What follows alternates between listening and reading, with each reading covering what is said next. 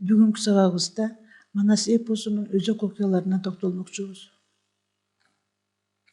Өнөр ээси катары таанылган манасчылардын чыгармачылыгы эки компоненттен, салттык көрүнүштөрдөн жана өз жеке табылгаларынан турат. Бирок аларды биринен экинчисин бөлүп же арасынан чек коюп кароого болбойт. Анткени алар ажырагыс бирдикте жашайт. Адатта эпостун салттык көрүнүшкө жата турган белгилери да эң алды менен чыгармачыл инсанат тарабынан кабыл алынып, иштелип чыгып, анан чыгармачылыгына, жөндөмүнө ылайыкташат да ошондон кийин гана анан жеке табылгалары менен журулушкан түрдө ага таандык манерада баяндалат. Мунун ачык далилин эпостун баардыгы бирдей таандык, салттык, туруктуу өзөк окуяларынын ар бир манасчы өз сөзү менен окуяларды өзүнчө ырга айлантып бергендигинен даана көрүүгө болот. Ушул түрдөгү бир эле окуяны ар ким өз сөзү менен, өз көрүүсү менен берүүнүн натыйжасында гана түрдүү варианттар бир мазмундагы бир эле темага арналып, бир эле идеяны баяндаган, бирок өз ара даана көрүнүп турган айырмачылыктарга ээ болгон чыгармалар жаралат. Азыр Кыргыз Илимдер Академиясынын Тил жана Адабият институтунун кол жазмалар фондусунда Манастын 3 бөлүмүнүн 62 варианты сакталууда. Эгер Чокон Валихановдун, Радловдун жазып алган варианттарын, Мажмуат Таварих жинагындагы материалдарды өзүнчө вариант деп эсептесек, элимде азырынча бардыгы болуп 65 вариант белгилүү. Булардын 31-и Манас, 22-си Семетей, 9-у Сейтек, 7 айтуучудан эпостун 3 бөлүгү жазылган, ал эми 15 адамдан Манас менен Семетей жазылып алынган дейт белгилүү окумуштуу Самар Мусаев. Эми ушунча көп варианттан ээ болуп, ар бир манасчынын чыгармачылык шыгынын ар түрдүүчө айтылганда да айтылат, бирок эми ушулардын баардыгынын ар кандай айтылганы менен, бирок ушул негизги өзөк окуялар баардык манасчыларда кезигет. Мына ушул өзөк окуялар жөнүндө кеп кылалык. Эми Манастын эң биринчи, Манас башталганда биринчи өзөк окуясы катарында, демек кыргыздардын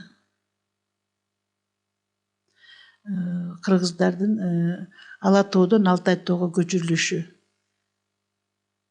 Ала тоодон Алтай тоого көчүрүлүшү.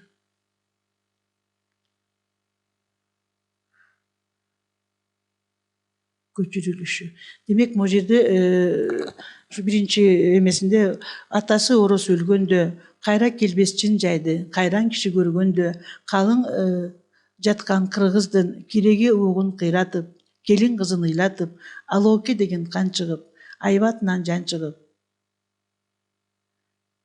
Каяша айтар жан калбай, каяша айтып чыгаарга, калың журттан эл калбай. Демек, мына ушул Алооке кыргыздарды чабат дагы, бирин айдап эреңге, бирин айдап тереңге, бири такыр эле түшүп кетти тереңге дейт. Мына ушул бардык варианттарда жолуга турган биринчи өзөк окуясы ушул Ала тоодон Алтай тоого көчүрүлүшү. Демек, кыргыздар айла жоктон ошентип ар качакка тарап кетет дагы, кыргыздардын бирөө ак балта менен жакып ошол Алтай тоого айдалат.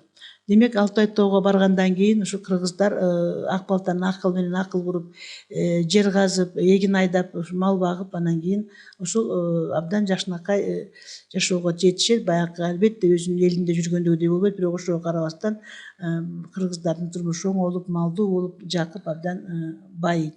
Мына ошол байып элден ашып калган Жакыптын арманы ушул баласы жоктугу.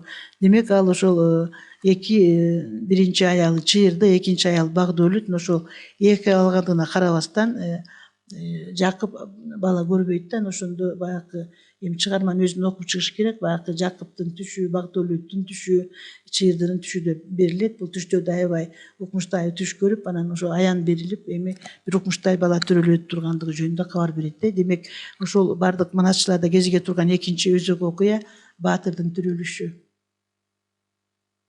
Баатырдын төрөлүшү. Бул жерде бул варианттардын бардыгында жана биз айтып атабыз 65 варианты бар деп атпайлыкпы. Мына ошол 65 вариантында да ар башка айтылганы менен, бирок бардыгында тең мына ушул өзөк окуя катары ушул берилет. Баатырдын төрөлүшү.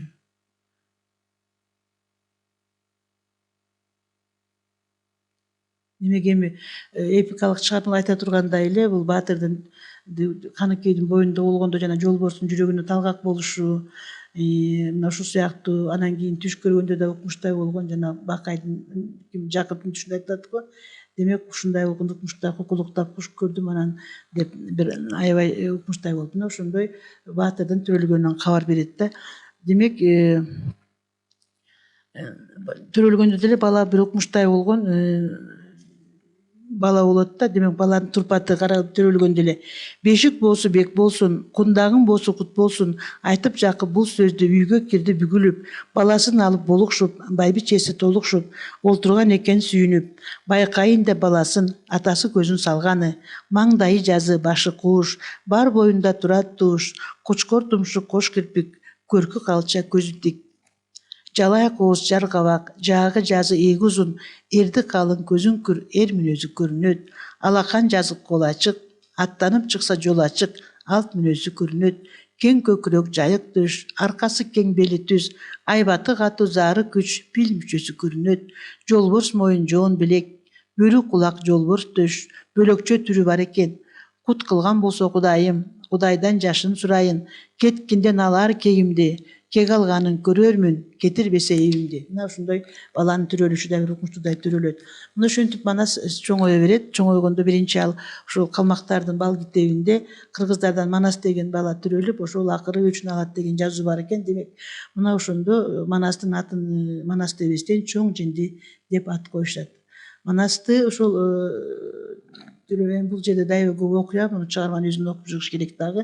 Ар бир Манасчыда ар кандай айтылып жүрөт. Анан Манас ушул кичинекейинен эле аябай тентек чыгып, анан өзүнө жанакындай балдарды курап, 40 жигит баланы чогултуп, оюн куруп, өзүнчө ошол согуш иштерин үйрөнүшүп, анан ошол баланын алгачкы эрдиктери көрүнө баштайт да. Демек ошол Манастын алгачкы эрдиктери жөнүндө ушул өзөк окуяларында айтып жүрөт. Манастын алгачкы эрдиктери, анан Манасты хан көтөрүү. Демек бул дагы ар башка вариантында ар башкача айтылып жүрөт. Бир вариантында болсо Манас балдар менен ойноп отуруп, ошондо тамаша кылышып, ким атын союп берип, бизди союп берсе хан көтөрөбүз депчи. Анан баардыгы тең эле ошол макул болбой, анан Манас ушундай бир мен союп берейин деп, анан Манастын атын союп берип, кадимкидей балдардын оюну менен ак кизге салып Манасты хан көтөрүшөт. Ал эми башка варианттарында бул башкача дагы берилип жүрөт. Анан ошо алгачкы эрдиктери болгондо эми баягы калмактар кыргыздардан алык салык алып турганда, мына ошону алабыз деп келген мезгилде ошол кезде эле Манас жолой менен жанакындай кочку менен ошолор менен алышып, ошондо эле өзүнүн эрдиктерин көрсөтөт.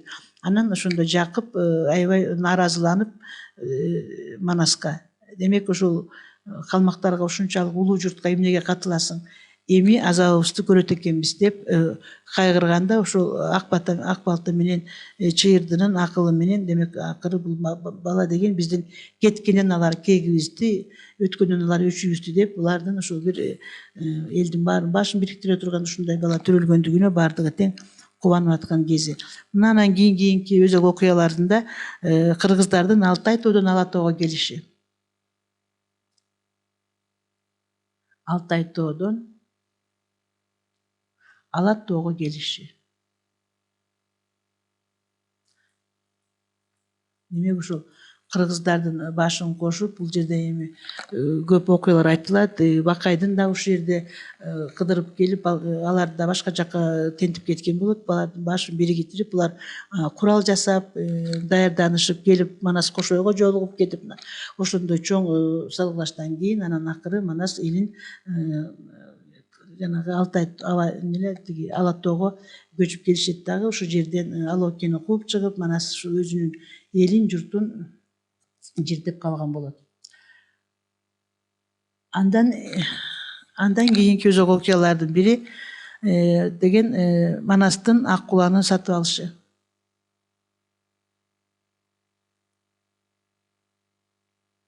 Манастын ак куланы сатып алышы.